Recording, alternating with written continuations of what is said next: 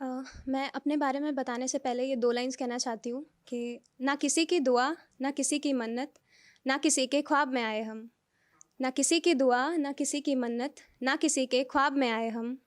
यकीनन कुछ तो ऐब है हम में, यूँ ही नहीं सबकी फरियाद में आए हम। Hi everyone, I am Aparna Tripathi and I am a beginner. मैंने कुछ टाइम पहले ही पोएट्रीज़ लिखना स्टार्ट किया है, so I hope you like it.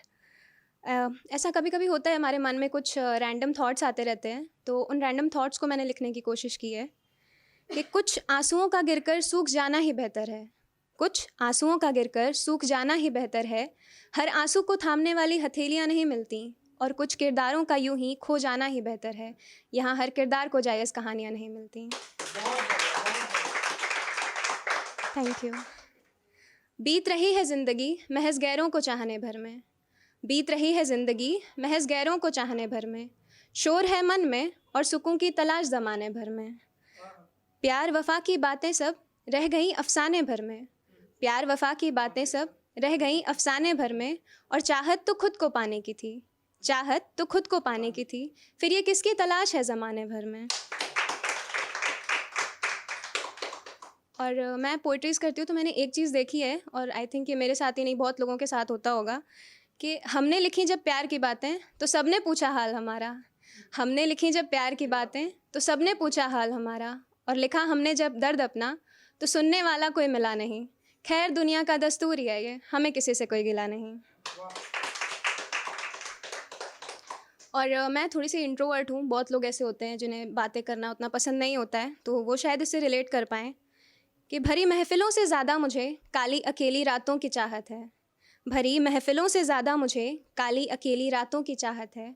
औरों के साथ सुकून नहीं ढूंढती मैं, खुद के साथ बिताए पलों में मेरी राहत है। जगमगाती शामों से ज़्यादा मुझे अंधेरों में टिमटिमाते तारे पसंद हैं। जगमगाती शामों से ज़्यादा मुझे अंधेरों में टिमटिमाते तारे पसंद हैं। और इन तारों तले बैठ के जो लिखे हैं मैंने, मुझे वो ख्वाब सारे पसंद हैं। बरसातों से ज़्यादा कपकपाती सर्दियों का इंतज़ार है मुझे। फूलों से ज़्यादा खिलती हुई कलियों का इंतज़ार है मुझे। बयां करने से ज़्यादा मुझे चुप रह जाने की चाहत है। बयां करने से ज़्यादा मुझे चुप रह जाने की चाहत है। और झूठे साथ की आरज़ू नहीं मुझे, सच्चे अकेलेपन में मेरी राहत है। किसी के होने से ज़्यादा सुकून देती मुझे किसी के कदमों की आहट है। और भरी महफ़िलों से ज़्यादा मुझे काली अकेली रातों की चाहत है। औरों के साथ सुकून नहीं ढूंढती मैं, खुद के साथ बिताए पलों में मेरी राहत है। और पोइट्रीज़ तो लिखी ही जाती हैं कुछ अधूरी ख्वाहिशों पर, तो मैंने भी 4 लाइन्स लिखी थी कि दिल करता है रखूं मैं भी एक कांधे पे सर अपना। दिल करता है रखूं मैं भी एक कांधे पे सर अपना। चारों तरफ खामोशी हो, चारों तरफ खामोशी हो, सुकून हो कोई फ़िक्र ना हो। बातें बस साथ की हों, तन्हाइयों का कोई ज़िक्र ना हो।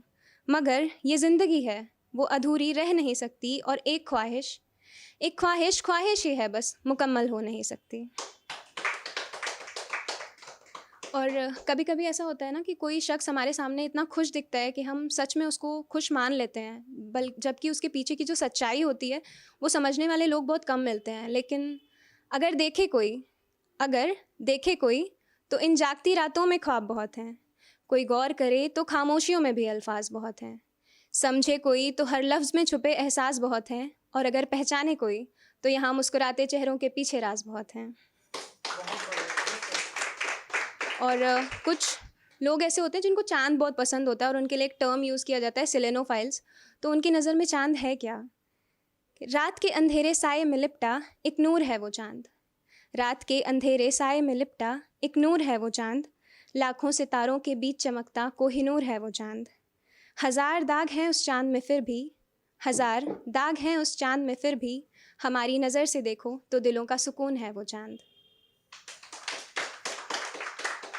और लास्ट में ये हम सब के साथ होता है कि हमें चाहते या ना चाहते हुए भी लोगों से एक्सपेक्टेशंस हो ही जाती हैं। तो ये आखिरी 2 लाइन्स थी उस पर कि सच से वाकिफ़ कराना है खुद को, सच से वाकिफ़ कराना है खुद को, उम्मीदों का ये दौर नहीं, राह उम्मीद में सिर्फ बेबसी मिलती है मंजिल नहीं। शुक्रिया।